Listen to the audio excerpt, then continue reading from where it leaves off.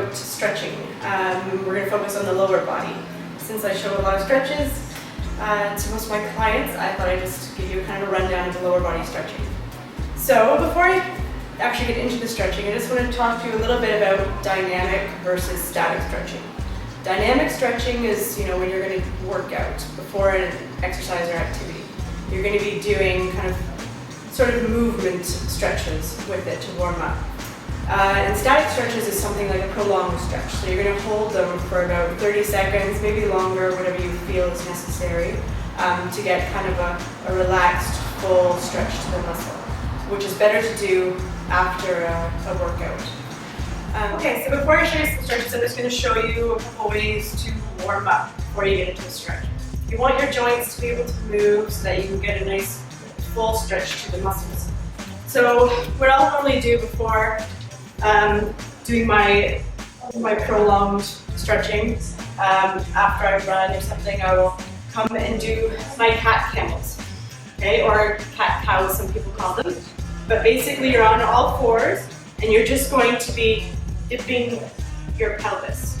So it's sort of like you're rotating your pelvis, but what it does is it takes the sacrum and it sort of hinges it on the lumbar. So the sacrum versus the lumbar will kind of work like a hinge and just go like this so that you can actually get those joints moving because they often get stuck. So I'll just go on all fours and do the cat camel, and then you can include the rest of the spine. So it just gives it a nice overall stretch and loosens up the spine. Another thing I like to do to loosen up is, especially after a run, is the foam roller. The dreaded foam roller for people, but it's not too bad. What I want people to know is to take it slowly. So when you foam roll, I see tons of people do this at the gym, they're going kind of full speed. So they'll get on and say, I'm just going to do my hamstrings now. They'll get on and they're just rolling away really fast. So what you want to do is actually take it really slow, because you're going to wait for those muscles to release. So you're going to go into a nice roll and you can stop, and sometimes I'll just hold it where I feel it's tight and then just roll around. Okay, but you treat it like a massage. We warm you up first, and then we kind of get into something, we hold it, wait for it to release, and then you can sort of do like a cool down again. Okay, instead of just jabbing your muscles into something. So with the foam roller, you can do pretty much any muscle group you can get into. You can do your hamstrings, you can get up higher into the glutes. I'll often do the glutes like this. You can still cross and do the glutes. You can go onto the side, and this is what most people don't like to do, but this is into the IT band. So runners use this one a lot. But what I do, cross the leg over. That way you can support yourself, kind of give yourself some balance, and then you can roll on the opposite IT band. And you can take this all the way up to the top of the leg, okay? Because your IT band actually comes up into the hip. It's called a TFL at this point, but it's up into the hip. So you can roll there and roll into the hips. You can even roll quads and up into the hips if you're okay with that. Okay, so you can roll anywhere you can get that rolling. Yeah. Another thing I'm going to show you is the tennis ball. So I love the tennis ball because it is the cheapest little home self-massager you can get. So instead of buying all the gimmicky massage stuff, I'll tell people just start with this. Okay? So you can use it to roll your feet. I love rolling the feet, especially after running. So I'll just stabilize on the one foot, and I'm just doing one at a time. Okay, so I'm just going to stand on the arch of my foot, and that way you can apply pressure as needed and just roll it around as if you're doing your own little massage. Okay, and then you can stop, hold it when you find a tight spot. But that is actually really good for the legs because a lot of these calf muscles come down, cross the ankle joint, and go into the foot. So it does actually help the leg. When you help the calf, you help the knee, you help the upper leg. Okay? Okay, so now I'll just show you some basic stretching. Some of this stuff will be very basic to some people, but it's always good to recap because they're still important to do and I don't want you to skip them. So hamstrings, all the back of the upper leg here. Most people know this stretch, but you can go down and you can stretch. I like to do it this way one at a time because I get more of an isolated, I can feel how the difference between the two legs.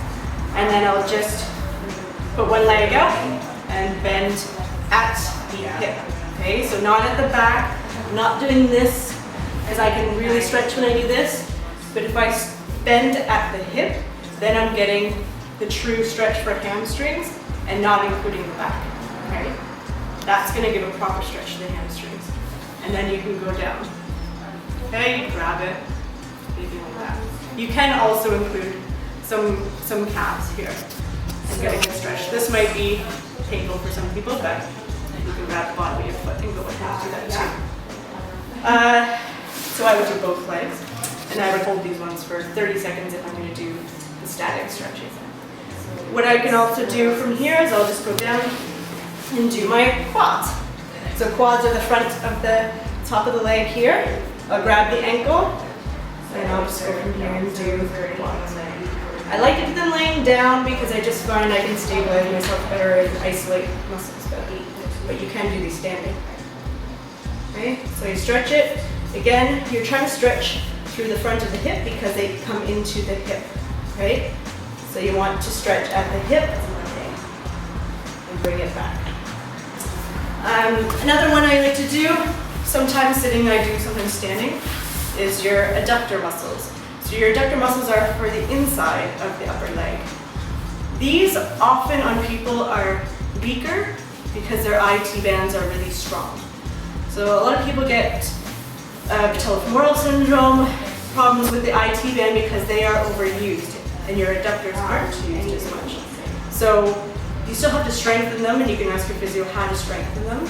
But to stretch them, I often like to do this one, just the not cross leg, you just bring your feet together, and then you're going to slowly apply pressure to the legs and just try to bring your knees down to the ground.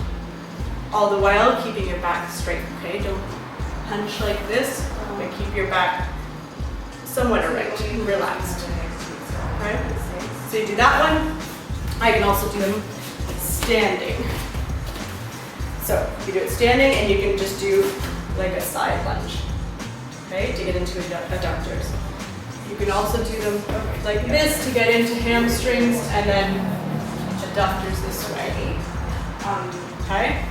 All these stretches you can also turn into dynamic warm-ups because this would be like a dynamic stretch before you're running or playing a sport. Okay. Also what we can do are the calves. So the calves, there's important things to know about the calves.